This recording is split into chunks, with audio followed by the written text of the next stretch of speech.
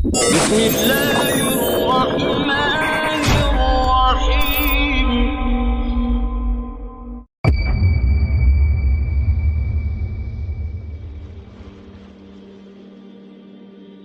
فلما بلغا مجمع بينهما نسيا حوتهما فاتخذ سبيله في البحر سربا.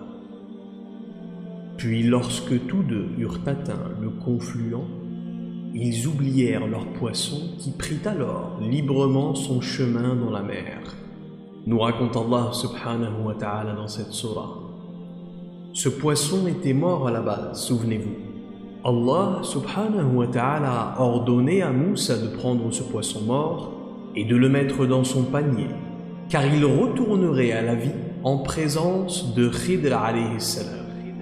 Donc ce poisson constitue ici l'instrument qui leur indiquerait qu'ils sont en présence de Khidr. Car souvenez-vous, Al-Khidr alayhi salam porte en lui la source de vie, cette eau de Ayn al-Hayat qui redonne la vie à toute chose. Ce fameux poisson de Moussa alayhi salam, on va en réalité le retrouver dans la vie d'autres prophètes qui vont arriver plus tard. Qui peut me dire avec quel prophète on retrouve ce poisson de Moussa? Quel prophète est connu pour avoir eu affaire à un poisson? Et c'est le prophète Yunus alayhi salam qui fut avalé par un énorme poisson. On sait qu'entre l'époque de Moussa et celle de Yunus, il s'est écoulé environ 200 années. Donc on peut facilement faire le lien entre le poisson de Moussa et celui de Yunus alayhi salam. Le poisson qui avait avalé Yunus et le poisson que Moussa avait mis dans son panier. Ce même poisson qui a sauté du panier et pris la fuite dans la mer. À l'époque, il était petit, mais en 200 années, il va prendre du volume. Comment est-ce qu'on sait qu'il s'agit du même poisson? On sait que Yunus alayhi salam est resté une longue période dans le ventre de ce poisson. Et Allah subhanahu wa ta'ala nous dit, si nous n'avions pas été miséricordieux envers Yunus pour le dhikr qu'il faisait, à savoir que Yunus alayhi salam récitait dans le ventre de ce poisson qu'il avait avalé, La ilaha illa anta, subhanaka inni kuntu min al-zalimin. Si nous n'avions pas été miséricordieux envers Yunus pour le dhikr qu'il faisait, nous l'aurions laissé dans le ventre de ce poisson jusqu'au jour dernier. Comment un poisson peut rester vivant depuis l'époque du prophète Yunus alayhi salam jusqu'au jour dernier? Combien de milliers d'années va vivre ce poisson? C'est impossible. Un poisson ne vit pas aussi longtemps. À moins que ce poisson n'ait bu de Ayn al-Hayat, la fontaine de jouvence, la source de vie qui donne l'immortalité. Voyez-vous comment tout est connecté.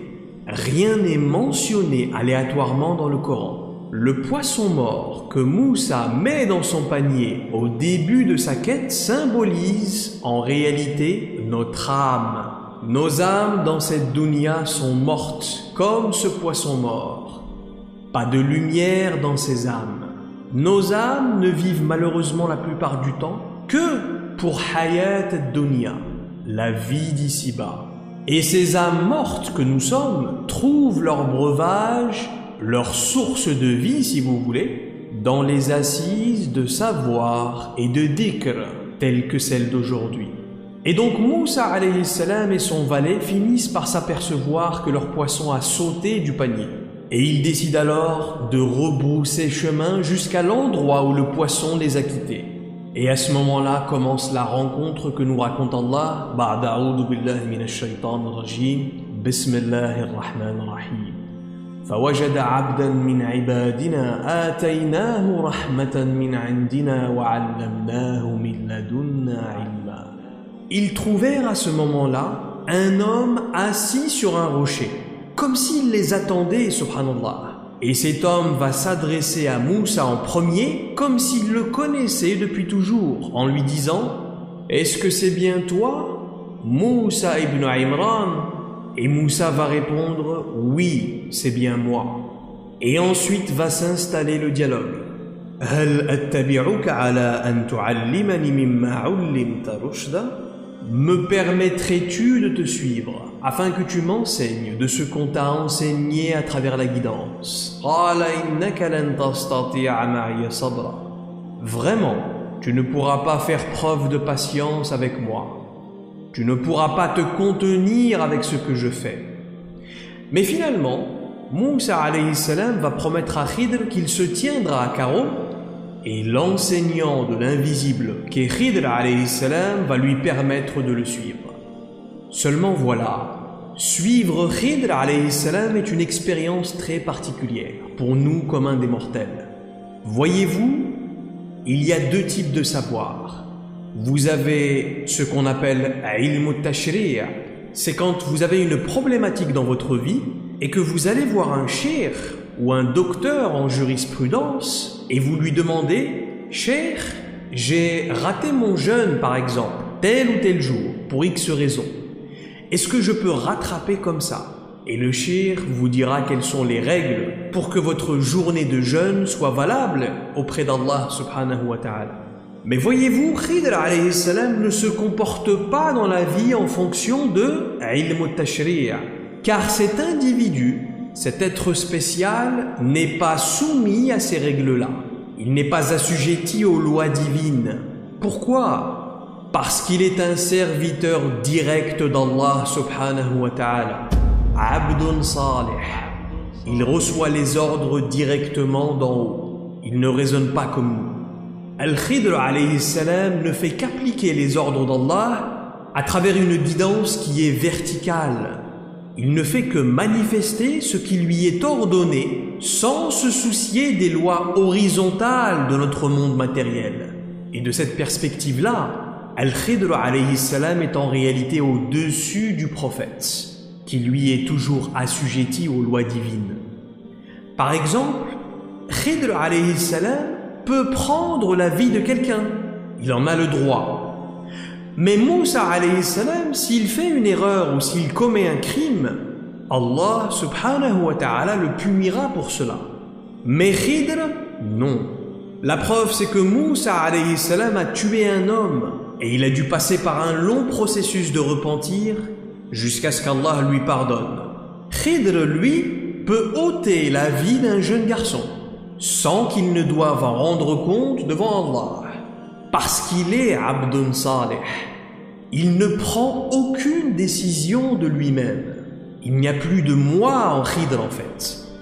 L'être Khidr est complètement effacé dans la présence divine. وَمَا فَعَلْتُهُ عَنْ أَمْرِي. Et je ne fais pas tout cela de mon propre chef, dit Khidr alayhi salam à la fin de la formation, lorsqu'il dévoile à Moïse l'aspect caché des trois situations. Dans le premier épisode, les deux personnages vont demander à de pauvres pêcheurs de les transporter avec eux dans leur bateau, et ces pêcheurs acceptent. Mais une fois dans la mer, Khidr alayhi salam va percer la coque de ce bateau, et le bateau des pêcheurs va se mettre à couler. Donc Moussa alayhi salam naturellement va réagir. Mais qu'est-ce qui t'a pris? Tu as essayé de faire couler ces gens ou quoi? Et l'enseignant de l'invisible, Khidr alayhi salam, va gentiment lui rappeler Alam aqul innaka lan tastati'a ma'iya sabra? Ne t'avais-je pas prévenu que tu ne supporterais pas ce que je fais? La réalité de cette parabole est très importante. Écoutez attentivement et soyez très attentifs à partir de là. Cette parabole symbolise en réalité la permission qu'Allah subhanahu wa ta'ala donne à une cause pour diminuer parfois votre niveau de richesse. Ici, en l'occurrence, la cause, c'est Khidr en personne. Mais que ce soit à travers une amende que vous devez payer, par exemple, ou une perte de profit de votre boîte, ou un dégât des eaux à la maison, ou un contrat ou une opportunité de perdu, Allah subhanahu wa ta'ala crée parfois la cause tout simplement pour diminuer votre niveau de richesse. Pourquoi? Écoutez bien, c'est très important. Pour vous épargner une potentielle exploitation ou récupération de shaitan dans vos biens. Khidr alayhi salam n'a pas détruit le bateau. Il n'a fait que percer un trou sous l'inspiration d'Allah.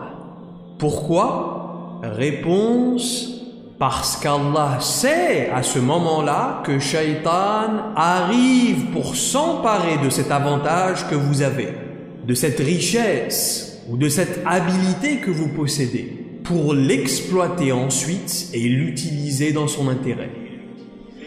Allah subhanahu wa ta'ala sait que Shaitan s'approchait de ces pécheurs pour s'emparer de leurs biens, incarné ici en l'occurrence par ce roi tyran qui dérobait les bateaux des pêcheurs. Donc il a inspiré à Khidr alayhi salam de percer la coque de ce bateau et de ce fait, le bateau coulerait et le roi ne le verrait pas.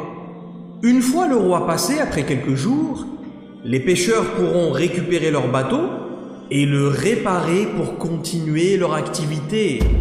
Subhanallah. Et c'est cela le plan divin qu'on ne voit pas. Ce plan caché derrière le rideau. En réalité, cette situation a été montrée à Moussa alayhi salam pour qu'il se souvienne de sa propre vie. Pour qu'il y voie dans cette parabole sa propre mère.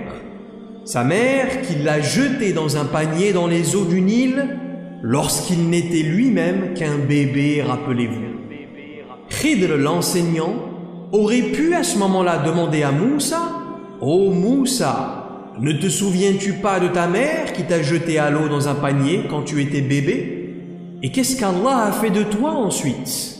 Allah n'a-t-il pas inspiré à ta mère de te jeter à l'eau pour que finalement tu sois secouru par la famille de Pharaon et que tu sois adopté par son épouse Asya alayhi salam, une illustre femme extrêmement pieuse qui fait partie des 4 meilleures femmes du monde.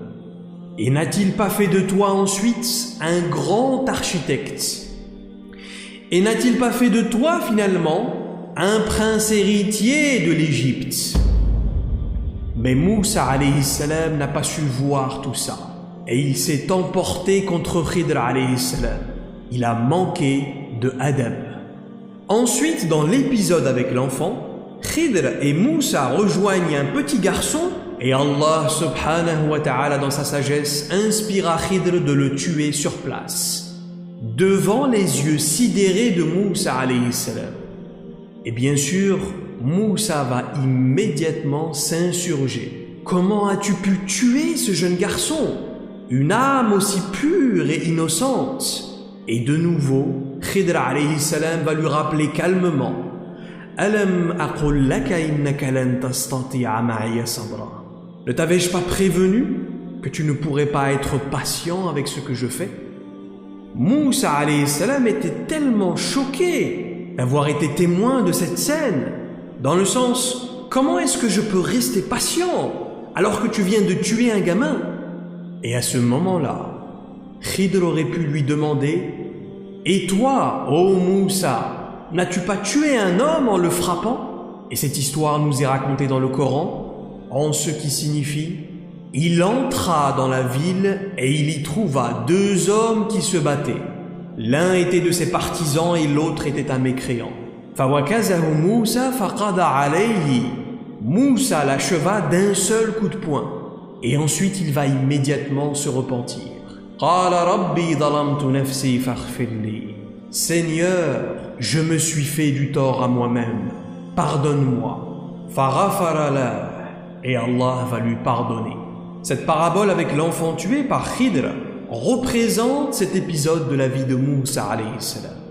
Et encore une fois, Moussa nous montre par sa réaction qu'il n'a pas su voir cet aspect caché.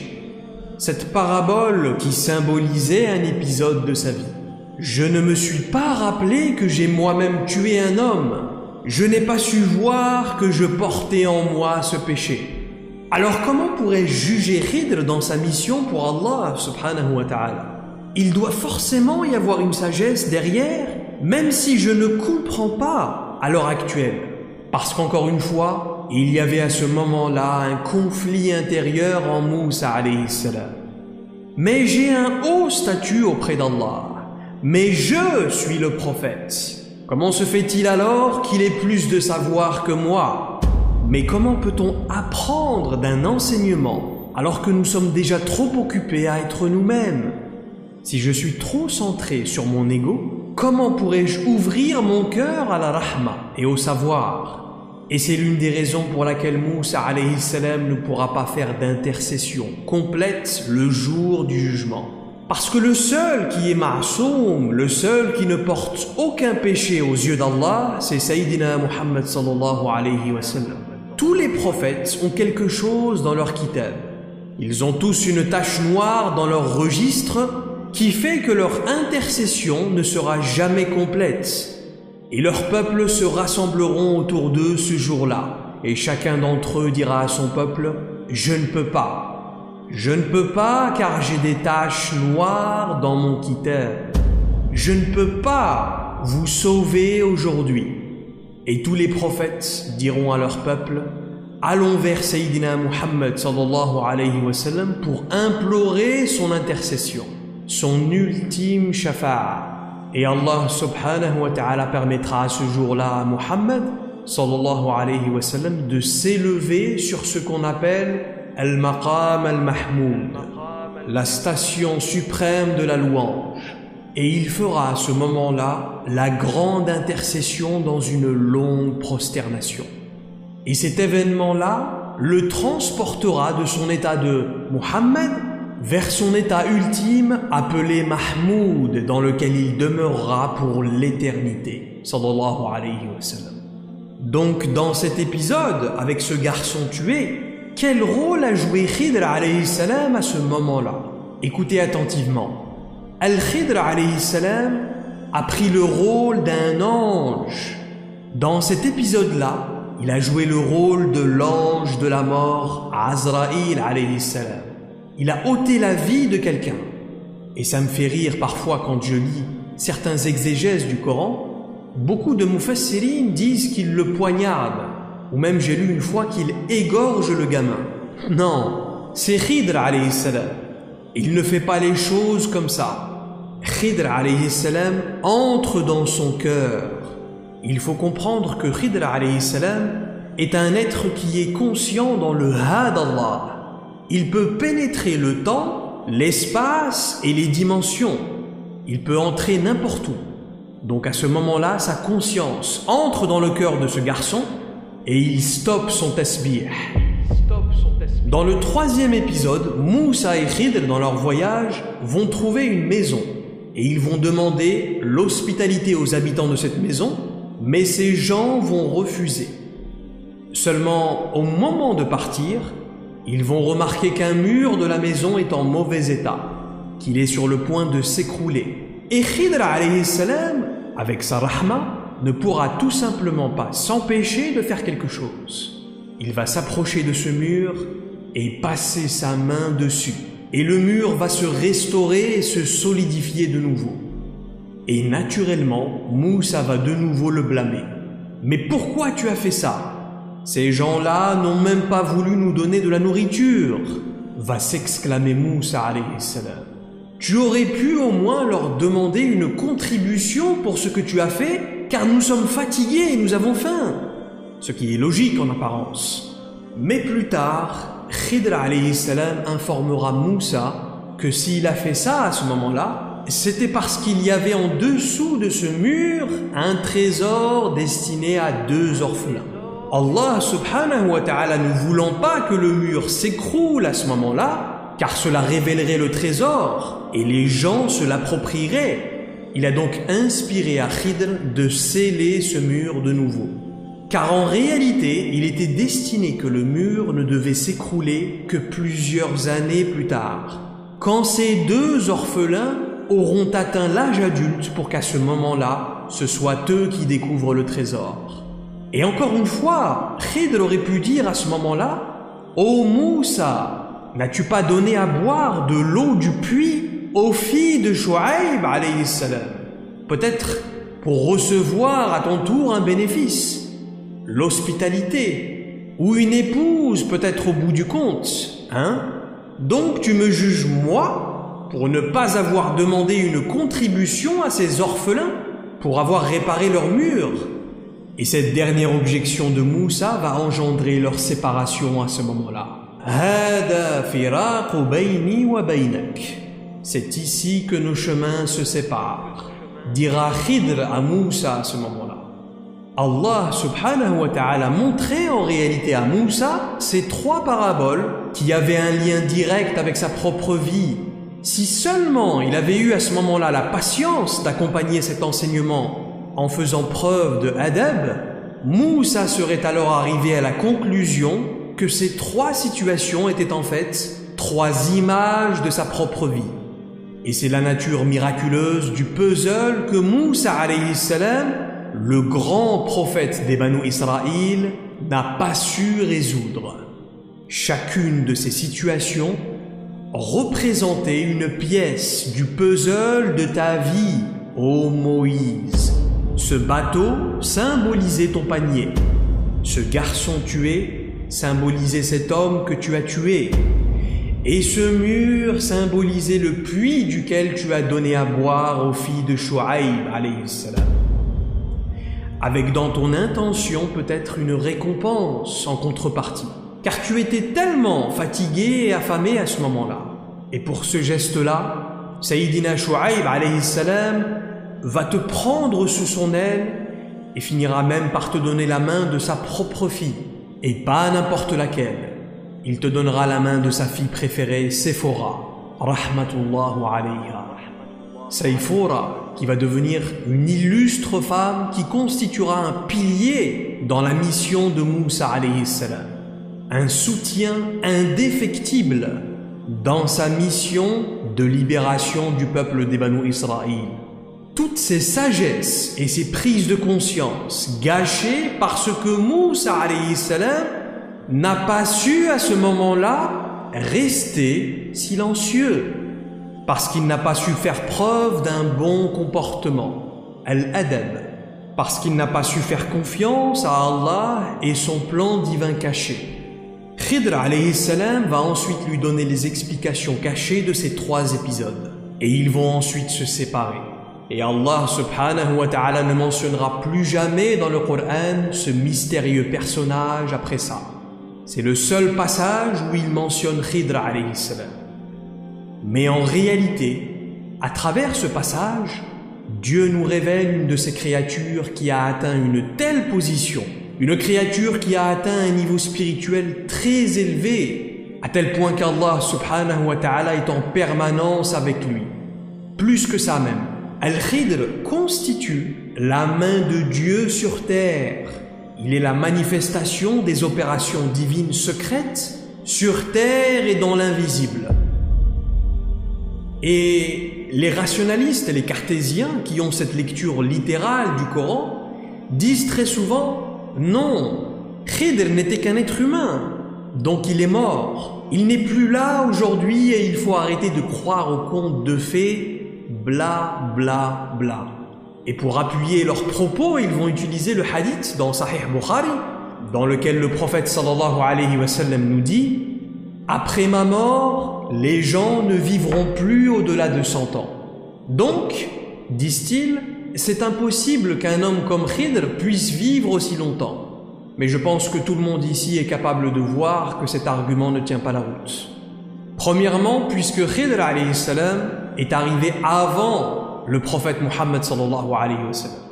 Et deuxièmement, il est très facile de décrédibiliser cet argument parce que dans Sahih Bukhari lui-même, on trouve un autre hadith dans lequel le prophète sallallahu alayhi wa sallam nous dit avoir vu le Dajjal, Al-Masih al-Dajjal, l'Antéchrist.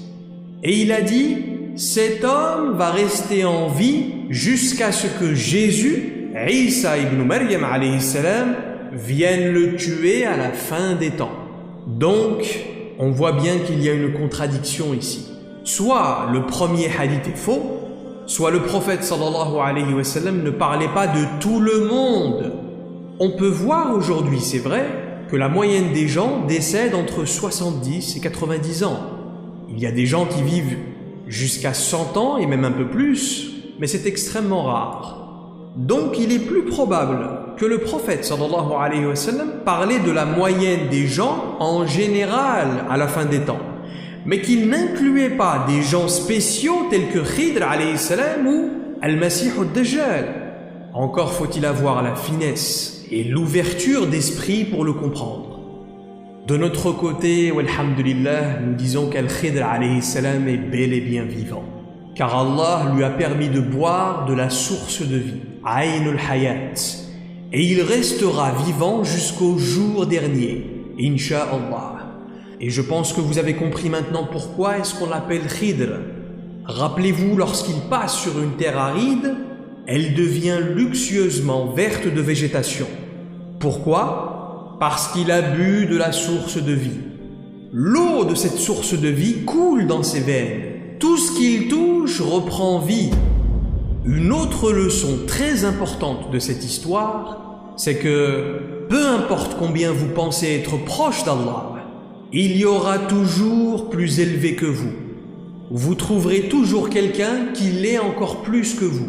Narfa'u darajatin man nasha wa fawqa kulli dhi ilmin alim.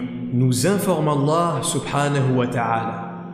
Nous élevons en rang qui nous voulons. Et au-dessus de toute personne qui détient la science et le savoir, il y a un savant supérieur encore. Allah subhanahu wa ta'ala a créé tellement de choses autour de nous dont nous sommes complètement ignorants. Il y a tellement d'histoires de prophètes et de messagers que nous ne connaissons pas aujourd'hui. Je le répète encore une fois, Al-Khidr alayhi salam existe bel et bien jusqu'à maintenant. Et bientôt, Inch'Allah, il sera avec l'imam al-Mahdi alayhi salam. Khidr sera un des personnages les plus influents auprès de Sahib al-Asr wa al-Zaman. Il est rapporté dans Sahih Muslim que lorsqu'Al-Masih ad-Dajjal apparaîtra et qu'il approchera à la périphérie de la ville de Médine, un croyant l'interpellera et le défiera. Et en réponse, Al-Masih ad-Dajjal le capturera et lui demandera de reconnaître publiquement qu'il est Dieu Tout-Puissant. Les riwayat racontent que cet homme refusera et en conséquence, le Dajjal coupera son corps en deux. Il séparera littéralement son corps en deux parties. Puis ensuite, il rattachera les deux parties de son corps en donnant aux gens l'illusion qu'il l'a tué puis ressuscité. Et il dira ensuite, « Et maintenant, qui est ton Dieu ?» Ce à quoi l'homme va répondre, « Allah !» Puis le hadith continue en disant que Ad-Dajjal tentera de nouveau après ça de couper son corps avec ses pouvoirs. Mais cette fois-ci, il échouera. Ad-Dajjal se retrouvera dans une situation très embarrassante après cet échec, car il dévoilera sa faiblesse et son incapacité devant ses partisans. Et ce jour, il perdra en crédibilité auprès d'eux à ce moment-là. Selon les chaînes de transmission et les commentaires de ce hadith, cet homme dont parle le prophète sallallahu alayhi wa sallam dans ses hadiths, cet homme qui défiera le Dajjal ce jour-là, ne sera nul autre que Balya ben Malkan, alias Al-Khidr alayhi salam. Maintenant, on a dit, rappelez-vous, que toutes les paraboles dans le Coran sont des systèmes qui se répètent à chaque époque. Alors la question qu'on va poser aujourd'hui c'est, est-ce que le système de Khidr alayhi salam s'applique à l'imam al-Mahdi? Al-Khidr, le abdun salih, le serviteur direct d'Allah qui prend les ordres directement à la source et qui les applique froidement. Eh bien non seulement le système s'applique, mais plus que ça même. Al-Mahdi alayhi salam, Sahib al-Asr wa al-Zaman, incarnera le système du serviteur direct à un niveau encore plus poussé, à un rang encore plus élevé que celui de Khidr. Al-Mahdi manifestera le système de Khidr à une échelle totalement différente. Il constituera le Abdun Salih de Dieu à ce moment-là, mais dans une envergure universelle. L'ouverture de la basira d'Al-Mahdi alayhi salam, c'est-à-dire le rang de l'œil de son cœur, et de l'ordre suprême de la basira des prophètes et des awliya alayhi salam, ces êtres qui sont entièrement réalisés. Par exemple, on sait que vous ne pouvez pas mentir à un wali. L'œil de son cœur est comme un détecteur de mensonges. Si un wali vous demande de faire quelque chose et qu'il vous demande plus tard « Est-ce que tu l'as fait ?» alors dites la vérité à ce moment-là. Car si vous ne dites pas la vérité, il le ressentira immédiatement dans son cœur. Il ressentira dans la vibration de votre voix un déclin de fréquence. Eh bien, le Mahdi alayhi salam, lui, ce sera encore autre chose. Il n'aura même pas à vous poser la question, parce qu'il saura déjà si vous l'avez fait ou non. Allah subhanahu wa ta'ala dotera le Mahdi de ce qu'on appelle Mizanul Haqq. C'est-à-dire que parmi les inspirations qu'il recevra, il reconnaîtra dans sa basira ce qui provient de Dieu de ce qui ne l'est pas. Comme l'a dit le prophète sallallahu alayhi wa sallam, lorsque lui a été demandé « Ô messager d'Allah, comment sais-tu que c'est une révélation divine qui vient à toi ? Je le sais parce qu'elle est toujours précédée par un retentissement, c'est-à-dire par un son particulier. » dit Rasulullah sallallahu alayhi wa sallam. En réalité, le degré spirituel du Mahdi sera au-dessus des sahaba du prophète sallallahu alayhi wa sallam. Et il sera même au-dessus des awliya.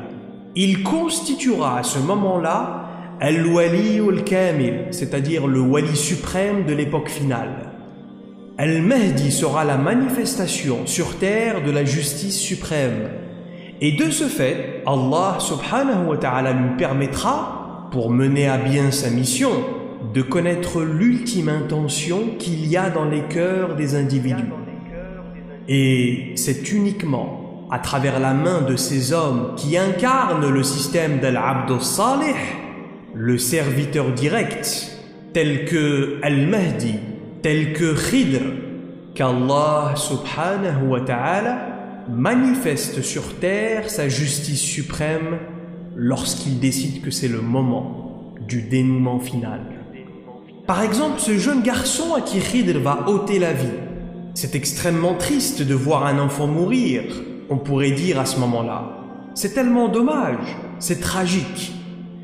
Mais dans cette histoire, Allah nous dévoile son plan divin derrière la mort de ce jeune garçon. Allah nous permet de voir ce qu'il y avait derrière le rideau.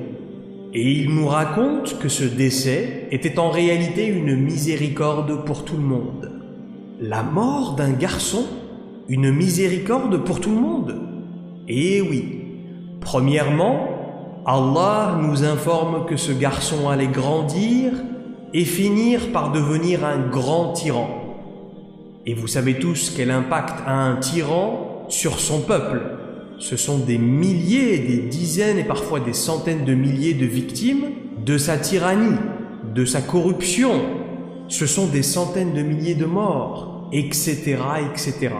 Et même plus que ça, Allah nous explique que ce garçon aurait eu une telle mauvaise influence sur ses parents qu'ils auraient fini par mécroire en Dieu. Subhanallah. Deuxièmement, cet enfant aurait fini en enfer, certainement. Alors qu'en l'occurrence, avec ce qu'a fait Khidr, la donne a complètement changé pour ce gamin. Allah subhanahu wa ta'ala a empêché la destinée de ce garçon d'aller plus loin. Il est donc décédé en étant encore un enfant, donc il est encore pur. Et donc, logiquement, il retournera auprès de Dieu au paradis, Inch'Allah. Troisièmement, ses parents étaient des croyants et ils sentaient que leur fils n'était pas normal et ils invoquaient Allah de les aider avec lui. Ce qu'il va se passer, c'est que plus tard, avec la mort de ce garçon, Allah subhanahu wa ta'ala va faire que la femme va retomber enceinte. Et il est rapporté que ce nouvel enfant va être un grand wali d'Allah. Il y a même des riwayats qui rapportent qu'Allah leur donnera un prophète. Allah va les récompenser en réalité parce qu'ils ont fait preuve de patience avec la mort de leur premier fils. Donc Khidr alayhi salam, ici à travers son acte, incarne en quelque sorte la réponse aux invocations des parents. Vous voyez, subhanallah, à quel point ce créateur est surprenant dans son plan divin. Au final, la volonté d'Allah n'était que miséricorde. Et de la même manière, Al-Mahdi alayhi salam, lorsqu'il apparaîtra, tous les gens de lumière et de vérité n'auront absolument rien à craindre de lui. Qui aura peur de lui à ce moment-là? Ceux qui répandent l'injustice et la corruption sur terre. D'une certaine façon, ce personnage eschatologique va incarner un premier jugement sur terre, avant le jugement final. Tous les gens qui patientent aujourd'hui et qui luttent avec sincérité dans le droit chemin, tous ces gens-là seront récompensés en fait par la présence de l'imam al-Mahdi. Les autres en revanche le craindront. Donc, Dhuhur al-Mahdi, l'avènement du Mahdi alayhi salam, sera incha'Allah à la fois le châtiment pour ceux qui ont été injustes et en même temps la miséricorde divine descendue sur terre. Et nous implorons Allah subhanahu wa ta'ala d'illuminer notre discernement, qu'il puisse illuminer l'œil de nos cœurs, afin qu'il nous soit possible de déceler la lumière de l'obscurité dans ce monde d'apparence et d'imposture. Et nous l'implorons de revêtir nos âmes de l'amour de Sayyidina Muhammad sallallahu alayhi wa sallam, cette rahma, pour accéder, incha'Allah, aux réalités de ces océans de savoir céleste et transcendantal. Bismillahirrahmanirrahim. Wal asri innal insana lafi khusr illa alladhina amanu wa amilus salihat wa tawasaw bil haqq wa tawasaw bis sabr.